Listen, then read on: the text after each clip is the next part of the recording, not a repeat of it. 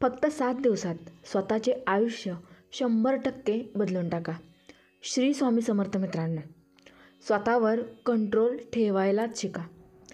मित्रांनो, तुम्हाला खूप मोठा बदल दिसेल, कारण जेव्हा आपल्याला खूप काही करायचे असते पण योग्य मार्ग दिसत नाही आणि आपण सर्वोत्तम प्रयत्न करूनही काहीही करू शकत नाही, तेव्हा आपल्याला कसे वाटते हे आपल्याला माहिती असते. दररोज स्वतःला आणि आपल्या सवयींना हरवणे, 100% बनावट, आत्मविश्वास आणि आत्मनियंत्रण नसणे, लोकांमध्ये महत्त्व न मिळणे, केवळ इतरांच्या नजरेतच नाही तर स्वतःच्या नजरेतही. मित्रांनो, स्वतःबद्दल आदर नसणे आणि आपण जे विचार करतो ते करण्यासाठी पुरेसे शक्तिशाली नसणे. आपल्याला काही निरुपयोगी बोलण्यापूर्वी 10 वेळा विचार करा. काही हरकत नाही, जे आत्तापर्यंत घडले नाही ते आता घडेल. आता तुम्हाला पुढील 7 दिवसांसाठी या 5 गोष्टींचे पालन करावे लागेल, ज्यापैकी पहिले पाऊल आहे म्हणजे मूड ऑन आणि फोन बंद, स्क्रीन बंद. जर तुम्ही हे एक काम केले तर उर्वरित 4 कामे आपोआप सोपी होतील. सकाळी उठताच तुमच्या हातात सर्वात आधी तुमचा फोन असतो. रात्री झोपण्यापूर्वी तुमच्या हातात शेवटची गोष्ट म्हणजे तुमचा फोन. मित्रांनो, तुम्हाला कदाचित हे अजून कळले नसेल, पण तुमचा हा फोन तुमच्या आयुष्यातील सर्वात मोठा अडथळा बनला आहे. जर तुम्हाला विश्वास बसत नसेल तर तुमच्या फोनच्या सेटिंग्जमध्ये तुमचा सरासरी स्क्रीन टाईम तपासा. म्हणजेच तुम्ही दररोज तुमच्या फोनवर किती वेळ घालवता. जर ते 2 किंवा 3 तासांपेक्षा जास्त असेल तर तुम्ही मोठ्या अडचणीत आहात. तुम्ही अर्धा दिवस स्क्रीनकडे पाहत घालवता. मी तुम्हाला सांगतो, हेच कारण आहे की तुम्ही 15 मिनिटांपेक्षा जास्त काळ कोणत्याही गोष्टीवर लक्ष केंद्रित करू शकला नाही. म्हणूनच तुम्ही हा लेख वाचायला सुरुवात केली आहे, परंतु तुम्हाला लगेच वाचणे थांबवण्याचा किंवा दुसरे काहीतरी पाहण्याचा मोह होऊ शकतो, किंवा हा व्हिडिओ स्किप करण्याचा मोहसुद्धा होऊ शकतो. मित्रांनो, तुम्ही तुमच्या झोपेची गुणवत्ता बिघडवत असल्याचा विचार करत असाल. डोकेदुखी, मानदुखी आणि सतत ऊर्जा आणि आळस जाणवणे हे या सर्व गोष्टींचे मूळ कारण आहे.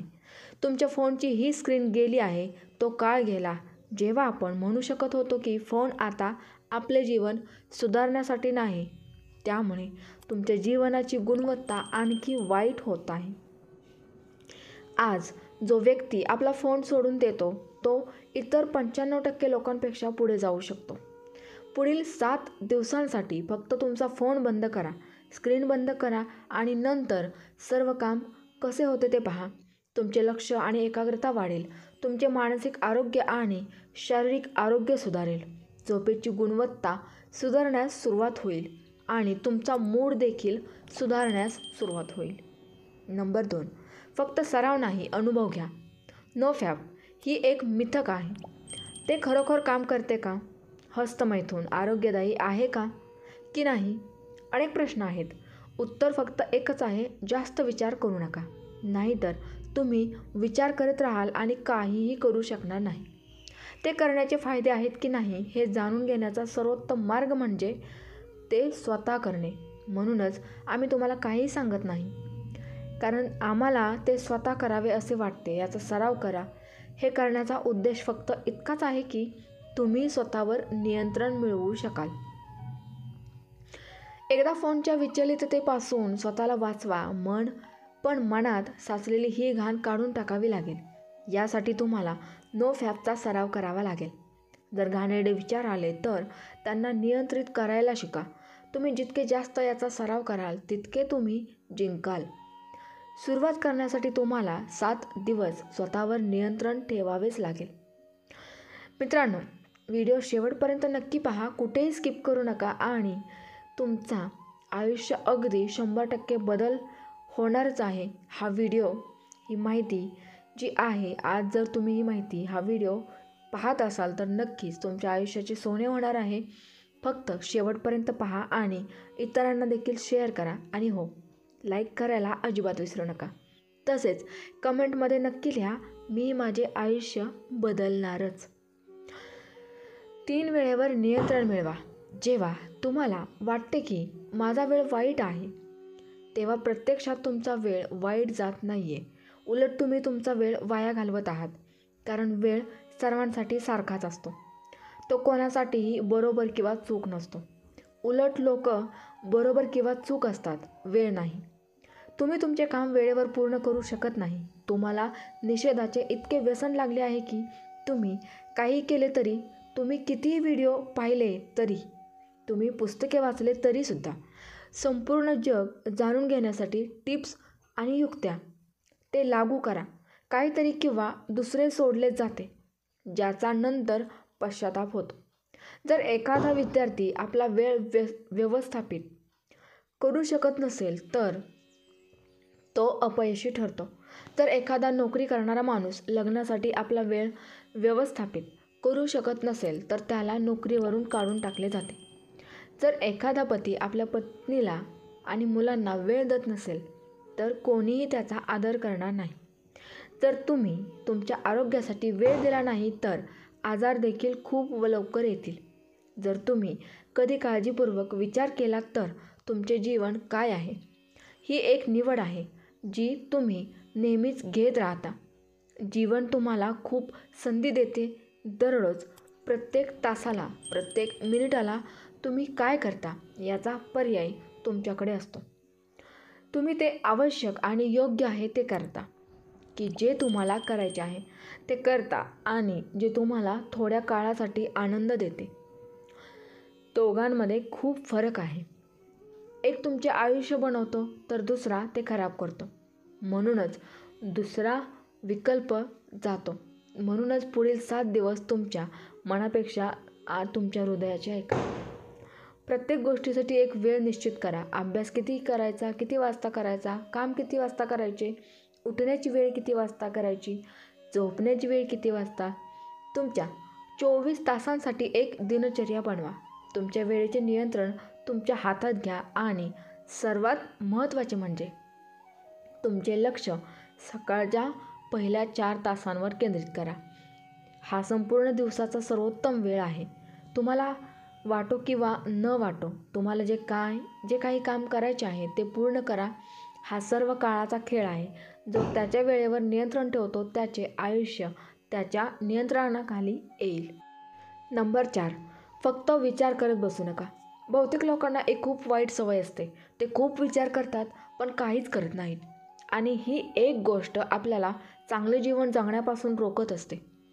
जास्त विचार करणे, कल्पना करणे. तुम्हाला पाण्याने भरलेला ग्लास दिला गेला आहे. तुम्हाला तो ग्लास हात वर करून धरावा लागेल. आता जर तुम्ही हा ग्लास 1 मिनिट पडून ठेवला तर तुम्हाला काहीही वाटणार नाही. परंतु जर तुम्ही हा ग्लास 1 तास तुमच्या हातात असाच पडून ठेवला तर हा ग्लास इतका जड वाटेल की तुमचा हात दुखू लागेल. आणि जर तुम्ही तो दिवसभर पडून ठेवला तर हा ग्लास तुमच्यासाठी खूप जड होईल. ते जगातील सर्वात जड वस्तू बनेल. पाण्याच्या ग्लासचे वजन कधीही बदलले नाही, परंतु तुम्ही ते जितके जास्त काळ धराल तितके ते जड होत जाईल. अतिविचार करणे हे या पाण्याच्या ग्लासासारखेच काम करते. जर तुम्ही सामान्यपणे एखाद्या गोष्टीबद्दल विचार केला तर त्याचा फारसा फरक पडणार नाही, परंतु जर तुम्ही जास्त विचार करायला सुरुवात केली तर ते तुम्हाला त्रास देऊ लागेल.